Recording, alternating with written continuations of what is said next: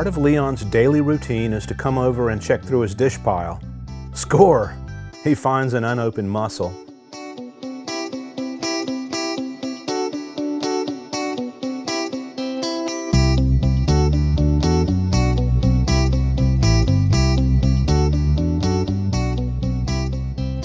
Leon has been a very busy lobster lately.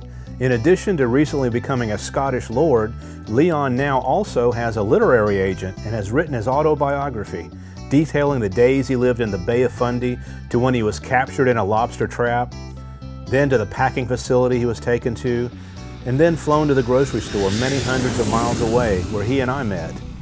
Then on to his new life here with Baxter, Abby, and Bobby the Karate Cat and I.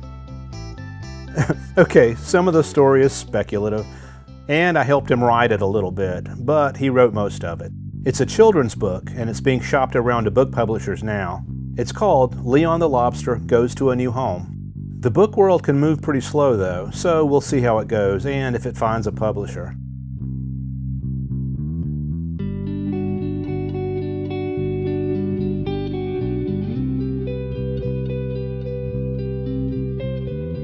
This is interesting too. Leon was also contacted by the producers of the Beavis and Butthead series about being on the new Beavis and Butthead reboot. Unfortunately, the contract was more in their favor than Leon's, so we didn't take the deal. That would have definitely been fun though. Surely Beavis and Butthead wouldn't have roasted him too much. Yeah, maybe they would have. Leon definitely appreciates all the fan mail he's been getting, music from musicians, dedications from artists, like this awesome piece from an artist in South Carolina. Leon enjoys modeling and posing for his own merchandise line too. This mug has been very popular and is an actual photo Leon posed for. This new t-shirt is one of my favorites. It's from a photo directly above Leon and shows his trademark back patch. Here is the reflection of that t-shirt in the glass of the very tank I bought Leon from at the grocery store. And Leon has new totes available now too for viewers that were asking for them. Just go to leonthelobster.myshopify.com if you want to share some Leon love with the world.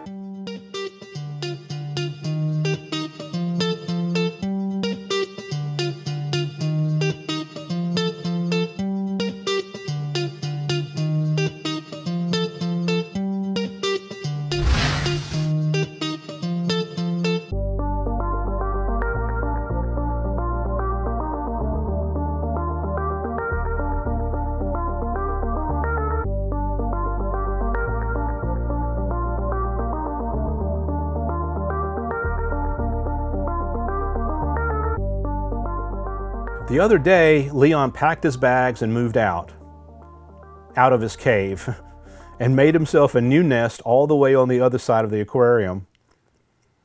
Though we can't generally chat or communicate directly with animals, if we pay attention to their behavior and patterns, we can often see when something's not right, or at least we can better understand their behavior and what they're thinking, or what they're reacting to. When Leon moved out of his cave, my first thought was, well, maybe there's a lot of debris collecting over in that corner since there's not a filter pickup over there. I mean, every teenager's room needs to be cleaned once in a while. So I decided to vacuum that area to see if that was the issue and see if he would move back in. Several days went by and he decided he likes to stay where he is over on the other side of the tank, though there's more light over there.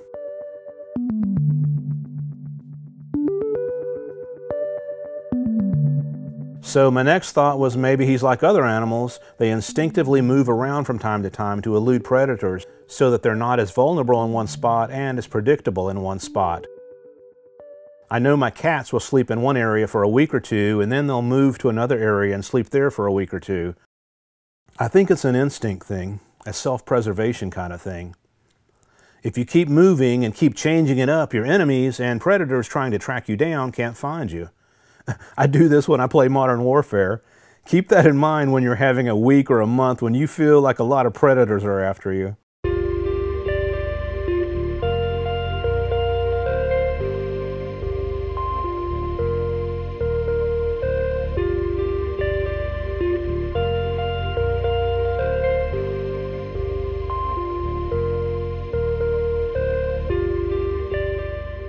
I've been working on voice commands with him at feeding time, but really anytime I come to the tank, he's assuming I'm going to feed him, and most times he'll scurry over. I love watching him walk. He's definitely all-terrain.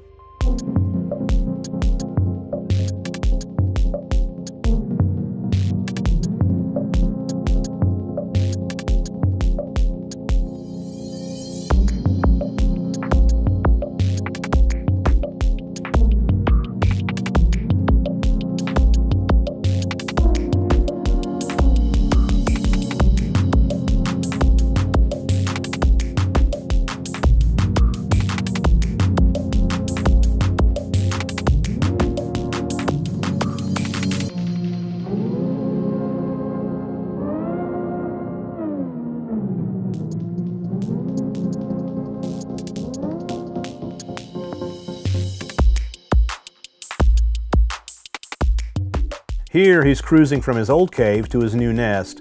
Watch him when he sees his reflection in the glass.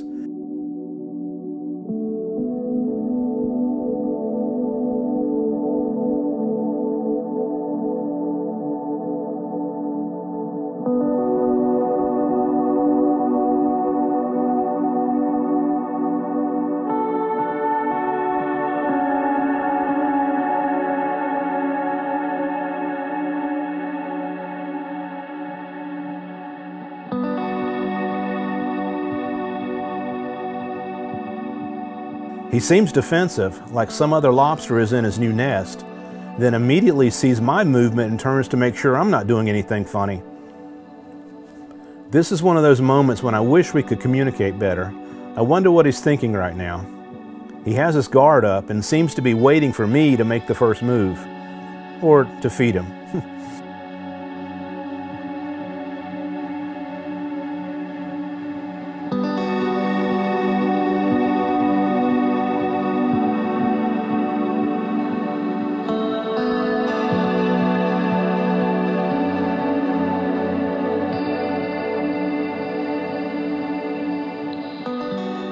Leon's claws are doing great these days, big and beautiful.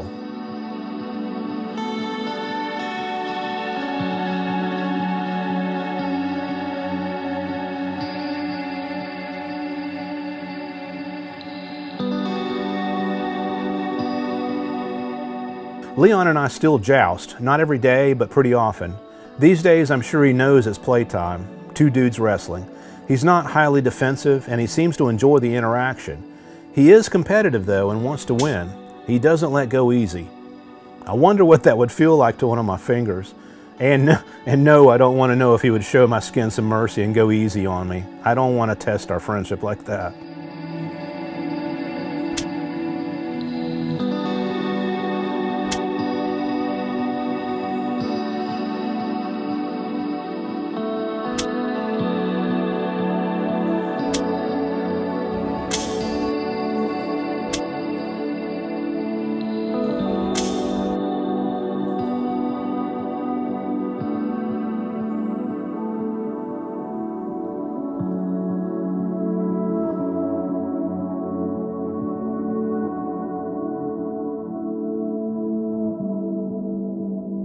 When we're not jousting, Leon likes to do his own stretching and exercises.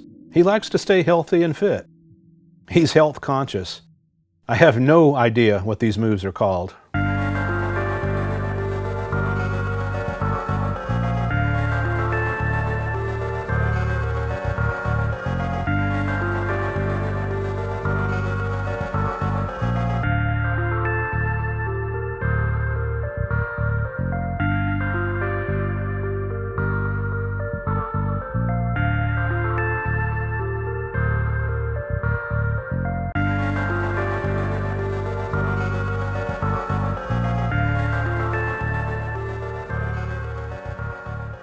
Leon has been here for about 10 months now, and he's constantly showing me new things I haven't seen before. We were jousting again, and this time he seems to get mad at me, like I took it too far or something.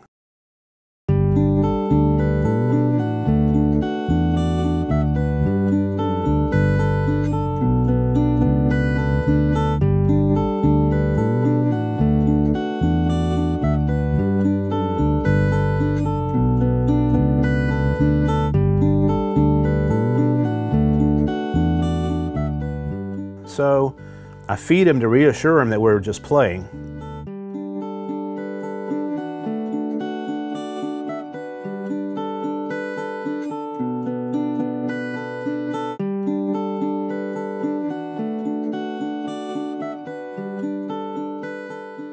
He takes the food and tosses it back out of his nest.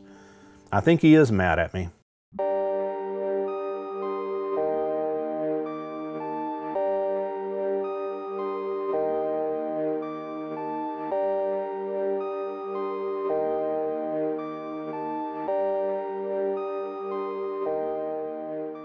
As usual though, when I got up the next morning, the food was all gone. And we're buds again.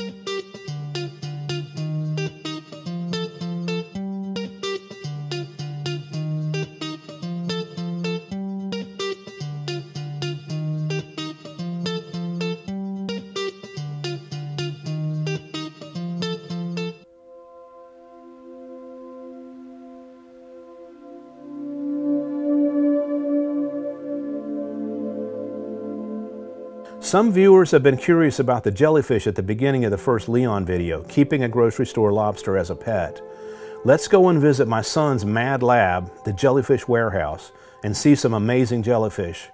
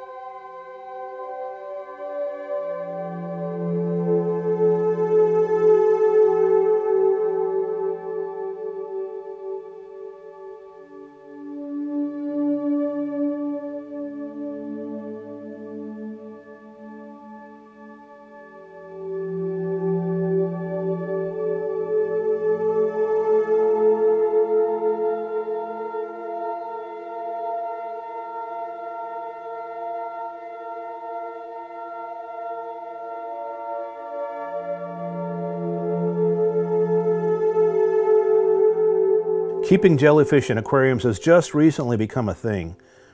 Their aquariums require a specific flow and design. Jellyfish are mostly water, so even the slightest suction from a filter or pump will pull them right through. Leon would definitely catch and eat a jellyfish.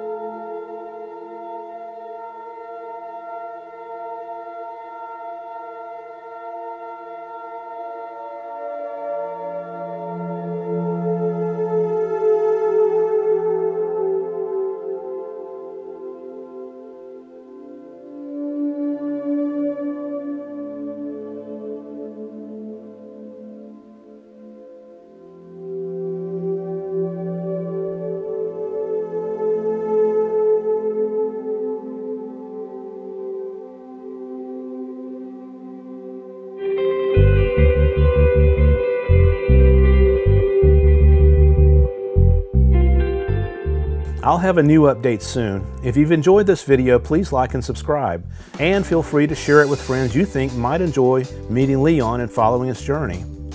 We'll see you soon.